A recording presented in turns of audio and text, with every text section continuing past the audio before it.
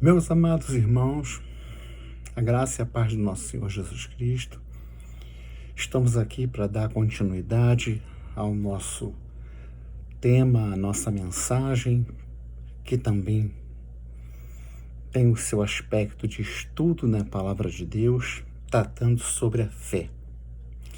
E eu quero começar lendo uma passagem que se encontra em 1 Pedro, capítulo 1, versos 5 e 8. Essa passagem nos diz assim: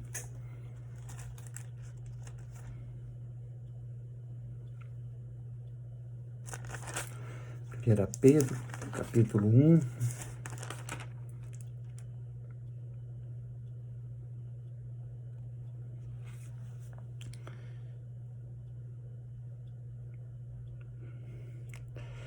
Primeira Pedro, capítulo 1, do verso 5 ao 8.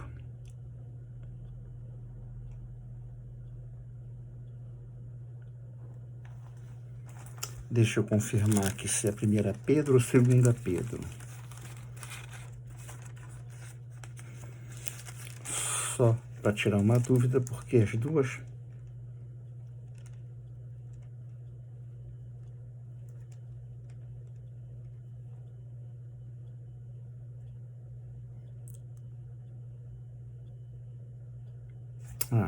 é 2 Pedro. Tanto 1 Pedro 1 como 2 Pedro 1 aborda o tema fé. Diz assim: E vós também, pondo nisto... Deixa eu melhorar o meu foco aqui. Pondo nisto mesmo toda a diligência, acrescentai à vossa fé a virtude, e à virtude o conhecimento, e ao conhecimento a temperança, e a temperança a paciência, e a paciência a piedade, e a piedade ao amor fraternal, e o amor fraternal, e ao amor fraternal, o amor.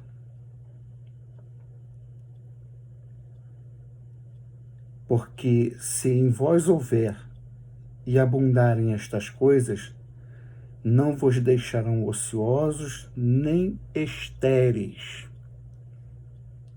no conhecimento de nosso Senhor Jesus Cristo.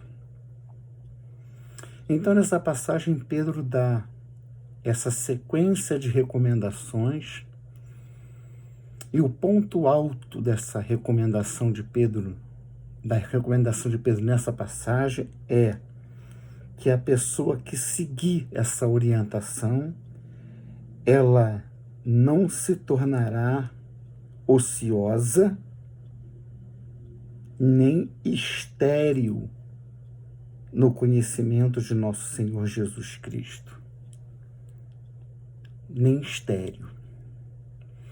Nós temos visto aí exemplos agora diário de pessoas que, empunhando a Bíblia ou se comportando como quem tem contato com ela, comete coisas horríveis. Agora está rodando aí nas redes sociais, foi notícia semana passada em diversos veículos da mídia, a história de uma mulher casada com um personal trainer que foi flagrada pelo marido tendo relação dentro do carro dela com um morador de rua, um homem que, pela foto apresentada nos jornais e na internet, no YouTube, uma pessoa suja, uma pessoa que não tem hábitos de higiene, até porque, sendo um morador de rua, não tem como ter.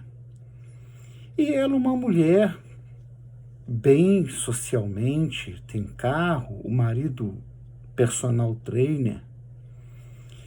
E me chama a atenção que, vazado parte do depoimento dela ao delegado, ela diz as seguintes palavras: tinha hora que eu via ele como Deus e outra hora era ele, e eu queria fazer alguma coisa por ele. Então eu disse, eu preciso cumprir o meu propósito. Preste atenção nessa expressão, propósito. Deixa eu cumprir o meu propósito. E parece que nesse mesmo depoimento eu já estava vendo atos libidinosos com a sogra e o filho dentro do carro.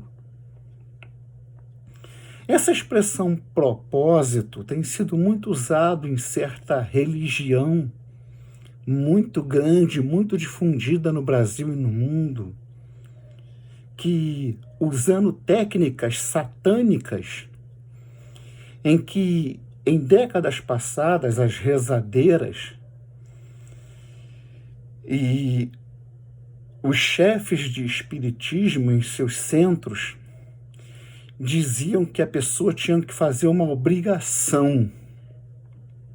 Então, eles mudaram essa expressão, fazer obrigação, para cumprir propósito, mas que na prática induz as pessoas, eles chamam de seus fiéis, frequentadores dessa religião, porque nessa religião igreja é só um título subjetivo, porque ela não tem membresia, não existe um hall de membros.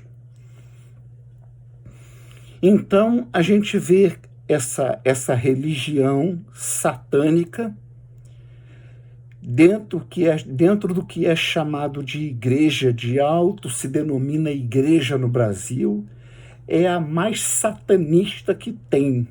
O seu líder maior é um satanista. Essa igreja é uma igreja satanista. Os seus líderes são satanistas natos, a sua maneira de trabalhar, as práticas vistas ali, deixam claro para qualquer pessoa que tem o Espírito de Deus e vive em comunhão com o Senhor Jesus, discernimento para identificar um satanista. E, consequentemente, as pessoas que aquilo frequentam se tornam satanistas, ainda que não se entendam assim. Pois bem, na maioria absoluta dos casos, em contato com essas pessoas, eu tenho membros da minha família que frequentam essa religião, que frequenta esse lugar. A gente percebe que são pessoas totalmente estéreis da palavra de Deus. São totalmente estéreis do conhecimento de Deus, da presença de Deus em sua vida. O seu espírito é uma aridez só. A esterilidade é total. Porque, na verdade, são pessoas que nunca tiveram um encontro com o Senhor Jesus Cristo.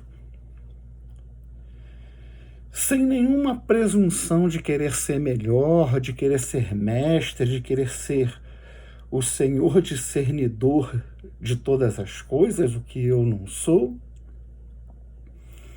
Eu tenho, como afirmei há pouco, pessoas da minha família que são praticantes assíduas desse lugar, para pegar a tal da garrafinha de água consagrada, atentar para o horário dos programas chamado culto de TV, para botar copo d'água em cima de TV, desde que essa TV não seja uma LED, porque aí fica difícil, né, equilibrar um copo d'água ali em cima. Então, práticas que não têm nenhum fundamento na palavra de Deus, não tem nenhum fundamento nas orientações que vêm de Deus através da sua palavra, que é o guia que devemos seguir nas Escrituras Sagradas. Eu continuo afirmando que eu quero ler aqui uma anotação que eu fiz para dizer o seguinte: desde o Gênesis, desde ali da criação, desde o diálogo de Adão, de Deus com Adão, a Bíblia está constantemente ensinando a fé. A Bíblia descreve em algum lugar uma fórmula para que se consiga ter fé ou uma grande fé? A resposta é obviamente não. Certamente a Bíblia, em todo o seu texto, ensina o homem como buscar a Deus e nele receber a fé. Mas vejam que interessante. Em todo o Antigo Testamento, a fé como um aspecto muito importante da relação do Criador, descrita pelo substantivo monossilábico fé, só é encontrada uma vez no Antigo Testamento. Olha só. E não só essa religião a que me referi, mas muitas outras pentecostais, neopentecostais, fazem questão de usar textos do Antigo Testamento em detrimento do que nos diz respeito mais a nós que somos filhos da nova aliança, pertencemos à nova aliança, a aliança da graça. E eu não sei se você já teve a oportunidade de perceber isso na sua Bíblia, nas suas leituras, ou consultando uma concordância bíblica exaustiva, que a palavra fé só vai aparecer em todo o Antigo Testamento uma única vez. Em Abacuque 2,4. Que vem a ser, inclusive, ser citada no Novo Testamento.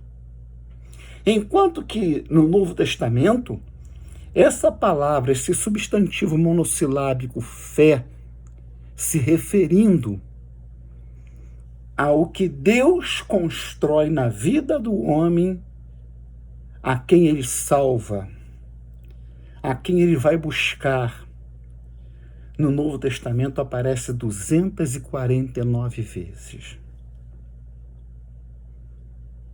Esses detalhes, eu não sei se devo apropriadamente chamar assim, é muito importante para nos chamar a atenção, para nós despertarmos o nosso sentido espiritual e pesquisarmos e buscarmos a Deus em oração, pedir ao Espírito Santo que nos dê entendimento, para nós entendermos por que Deus trabalha como Ele trabalha.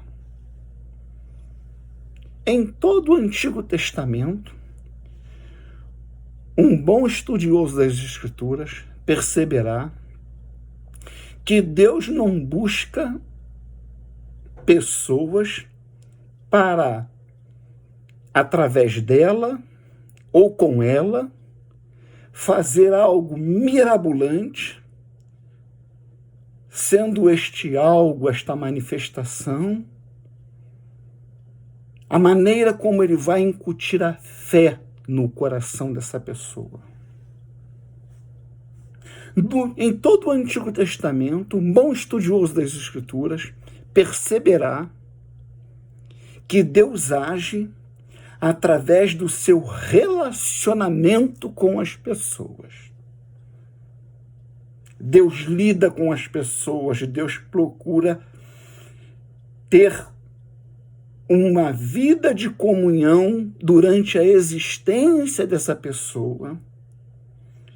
E durante a jornada dessa pessoa, dessa determinada pessoa, você vai encontrar isso na vida de Moisés, você vai encontrar isso ali na vida de Josué, depois no livro dos Juízes, principalmente no livro dos Juízes, Samuel, Reis, Crônicas. Você vai, se você prestar atenção, se você colocar no seu coração o desejo de entender a maneira como Deus age, como Ele age, você vai observar a diferença do agir de Deus na antiga aliança para o agir de Deus na nova aliança. Deus, ele constrói relacionamentos. E através desse relacionamento, desse processo de comunhão, desse processo de caminhar juntos, do homem que dedica sua vida em conhecer ao Eterno, estamos falando no Antigo Testamento, por enquanto. Deus, então, vai produzindo experiências na vida desse homem consigo, e é nisso que consiste a construção da fé. A fé é uma construção. A fé não é uma força da mente. A fé não é um tipo de pensamento. Nós vamos estar vendo isso em vários textos, nas comparações que o Senhor Jesus faz com a mostarda. Está entendendo? Ao se referir a homens que deveriam ser homens cheios de fé e identificá-lo como Messias. E, no entanto, não obstante sendo esses homens judeus, Jesus se decepciona e diz para eles: ó, homens de pequena fé. Enquanto que pessoas estrangeiras, residentes em Israel, convertida à religião de Israel, vai demonstrar uma fé robustecida, fortalecida, que arranca elogio dos lábios de Jesus. A fé nada tem a ver com força do pensamento ou da mente. Ela não é uma energia. Então, o que Jesus, o Messias, quer dizer quando fala com pessoas, quando falava com pessoas, ele dizia que elas eram de pequena fé. Em Mateus 8:23, eu vou pegar aqui o texto, Mateus 8:23,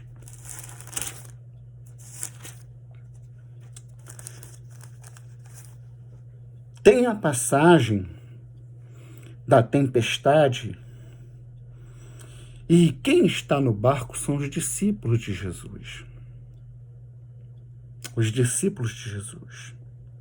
Diz assim o texto: e entrando ele no barco, seus discípulos o seguiram. E eis que no mar se levantou uma tempestade tão grande que o barco era coberto pelas ondas. Ele, porém, estava dormindo. E os seus discípulos, aproximando-se, o despertaram, dizendo: Senhor, salva-nos que perecemos. E ele disse: por que temeis, homens de pequena fé? Numa rápida explicação, as palavras de Jesus, que parece vir sem nenhuma base, sem nenhuma introdução, quer dizer o seguinte: vocês não sabem com quem vocês estão navegando? Vocês não sabem quem é que está aqui no barco com vocês? Cadê o arquivo de vocês? Cadê o conhecimento das profecias que deveriam estar viva dentro de vocês para que vocês agora não só estivessem tranquilos, mas pudessem falar em meu nome enquanto eu estava repousando e mandar que essa tempestade se acalmasse e ela lhes obedeceria? É o que está nas entrelinhas. É o que está nas entrelinhas. É assim que eu entendo a queixa de Jesus ao chamá-los de homens de fé pequena. E nós vamos depois estar falando em que sentido a fé é pequena. O que é ser pequena em um judeu? Tem uma outra passagem, e isso é muito importante nós compararmos esse contraste, que é em Mateus 15:21. Mateus 15:21, nós temos aquele caso da mulher cananeia, uma estrangeira. uma estrangeira que ou visitando ou residente em Israel. Disso nós não podemos ter certeza, mas há algo mais importante do que isso que nós podemos ter certeza. Ela era uma convertida. Ela conhecia a história de Israel. Ela tinha sua fé construída porque ela tinha lido, ela tinha pesquisado, ela tinha se inteirado e ela creu nas profecias de Davi, ela creu na profecia de Moisés, que dizia que Deus levantaria um maior do que ele, a quem devesse se dar ouvidos. Ela creu nas profecias de Isaías, que falava da vida, do sofrimento e do sacrifício do Messias pelo seu povo. Ela estava com tudo isso dentro dela. E diz o texto, e partindo Jesus dali, foi para as partes de Tiro e de Sidom. E eis que uma mulher cananeia, que saíra daquelas cercanias, clamou, dizendo: Senhor, filho de Davi. Aqui já estamos vendo já. Nós já podemos identificar. Ninguém usava esse título se não tivesse uma base muito forte no seu coração, com a qual pudessem identificar Jesus, quem ele era e o que ele podia fazer. Tem misericórdia de mim, que minha filha está miseravelmente endemoniada. Mas Jesus vai fazer um teste com os que estão em volta. Parece que o teste é com a mulher. O teste não é com a mulher. Jesus já tinha visto o coração dessa mulher, dessa crente, e Jesus já tinha identificado, e Jesus vai usar as circunstâncias para dar um ensinamento ao auditório que está em seu entorno. Mas ele não respondeu palavra. E os seus discípulos, chegando a ele, rogaram-lhe, dizendo: despede-a, que vem gritando atrás de nós. E ele, então, dá uma resposta aparentemente ofensiva. Mas quem é espiritual não se ofende com qualquer coisa, não. Quem é espiritual pega algo que parece ser pesado e transforma aquilo em algo leve e devolve com um aroma de gratidão, respeito e reverência. E ele respondendo disse: eu não fui enviado, verso 24, senão as ovelhas perdidas da casa de Israel. Então chegou ela e o adorou, dizendo: Senhor, socorre-me. Pediu misericórdia. Ele, porém, respondendo, disse, e aí chega no ponto que eu me referi há pouco: não é bom pegar o pão dos filhos e deitá-los aos cachorrinhos. Ela disse: sim, Senhor, mas também os cachorrinhos comem das migalhas que caem da mesa dos seus senhores. Então respondeu Jesus e disse: ó mulher, grande é a tua fé, seja isso feito contigo como tu desejas. E desde aquela hora, a sua filha ficou sã. Eu quero no futuro estar conversando sobre essa expressão de Jesus para uma pessoa. Grande é a tua fé. Enquanto aqueles a quem ele deveria dizer isso com toda a propriedade, ele fala decepcionado: homens de pequena fé. Então nós vamos ficar aqui nesse ponto, né? Introduzido por essa passagem de 2 Pedro, que eu anotei 1 Pedro, mas nós lemos 2 Pedro, né? Que fala sobre todo um processo, né? Todo um processo que não nos deixa, como crentes, como servos de Deus, estéreis. Estéreis. E o que mais se vê? O que mais se vê na liderança e, consequentemente, nos membros das chamadas igrejas, né? O que mais se vê quando se busca no espírito dessas pessoas? Outra coisa a não ser esterilidade espiritual, esterilidade do amor, da compaixão, falta de discernimento, a incapacidade de entender que o sofrimento do teu irmão, o desespero quando uma casa está ameaçando cair, quando um muro está prestes a desmoronar, o culto é ali. O lugar de encontro com Deus é ali. Não é lá na igreja, alvenaria, com bancos e púlpitos. Jesus não foi atrás da samaritana lá na sinagoga de Samaria, ou esperando que ela cometesse o desatinho de tentar entrar em uma sinagoga de Israel. Não, Jesus foi atrás dela onde ela ia buscar a sua necessidade, aquilo que lhe afligia, que era a água longe, distante, sacrificante para uma mulher. E nós não temos visto isso. Nós temos visto pessoas estéreis. Pessoas estéreis. É 2 Pedro mesmo, né? 2 Pedro capítulo 1. Porque se em vós houver e abundarem estas coisas, não vos deixarão ociosos nem estéreis no conhecimento de nosso Senhor Jesus. No conhecimento do Machia, no conhecimento de Yeshua. Não é no conhecimento do homem que andou 3 anos e meio só, não. Não. Porque ele está conosco desde Adão. Quem estava lá com Adão era ele.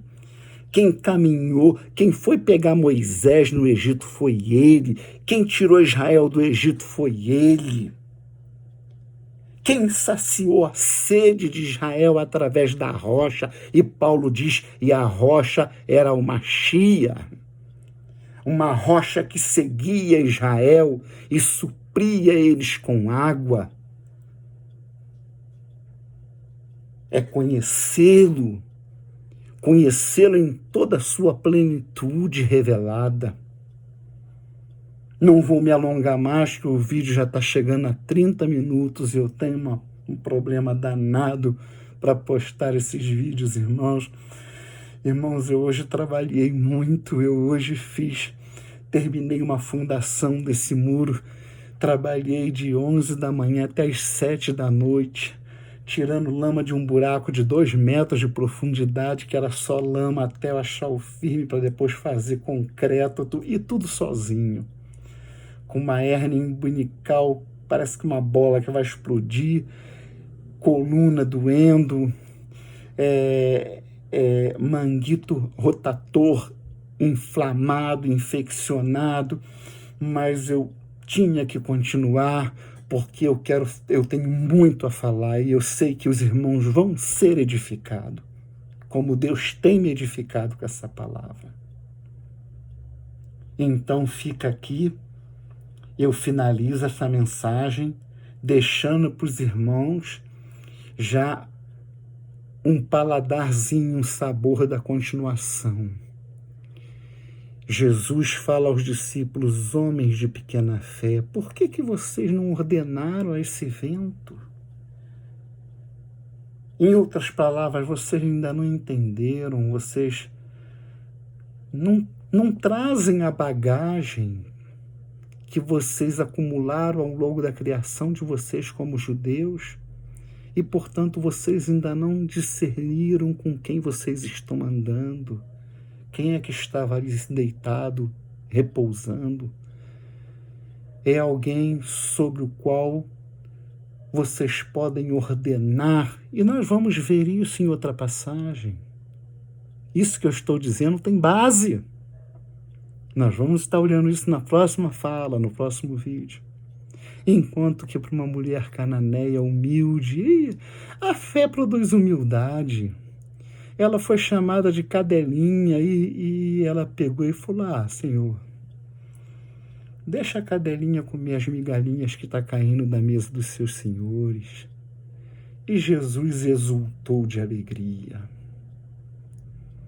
Um grande shalom, uma boa noite, um bom dia, uma boa tarde, uma boa madrugada para você. Espero que isso esteja edificando você, meu irmão. Não se esqueça de curtir, não se esqueça de se inscrever, comente, me ajude o meu ministério. Eu pretendo em breve estar sendo mais assíduo nessas mensagens. Shalom Aleichem é uma expressão hebraica que significa a paz seja convosco.